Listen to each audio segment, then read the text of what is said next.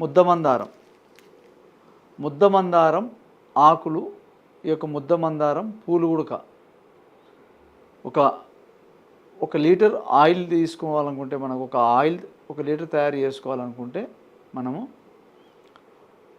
ఒక గుప్పెడు బాగా దండిగా ముద్దమందారం ఆకులు తీసుకొని, మనకు కొన్ని సరిపోయినన్ని పూలు కూడా తీసుకొని, ఇవి మనము పొడిలాగా తయారు చేసి పెట్టుకోవాలి.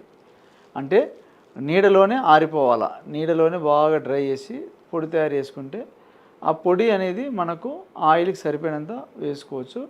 మనం ఎంత తయారు చేసి పెట్టుకున్నా కూడా మళ్ళీ మనం తయారు చేసుకోవాలన్నప్పుడు ఉపయోగపడుతుంది. కాబట్టి ఈ రెండు కలిపి ఆరబెట్టి పొడి చేసి పెట్టుకోండి. ఒక 1/2 కిలో అయినా పర్లేదు చేసి పెట్టుకుంటే, మనం ఈ ఆయిల్లోకి ఉపయోగించుకునేది వచ్చేసి కలబంద కూడా ఉపయోగిస్తాం. కలబంద ఇంట్లో కలబంద ఉంటుంది కదా, చిన్న కలబంద కూడా మనకు ఈ ఆయిల్కి ఉపయోగపడుతుంది. అదేవిధంగా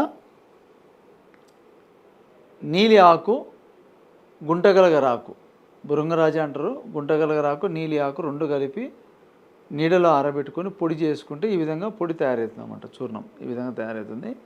ఈ పొడి తయారు చేసుకొని పెట్టుకోవాలి.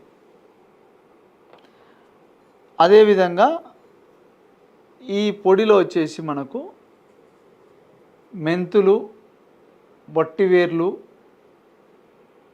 మనకు జటామాంసి, మర్రి ఊడలు, ఈ కాంబినేషన్లో అంతా మనం పొడి చేసి పెట్టుకుంటే ఈ విధంగా పొడి తయారవుతుంది.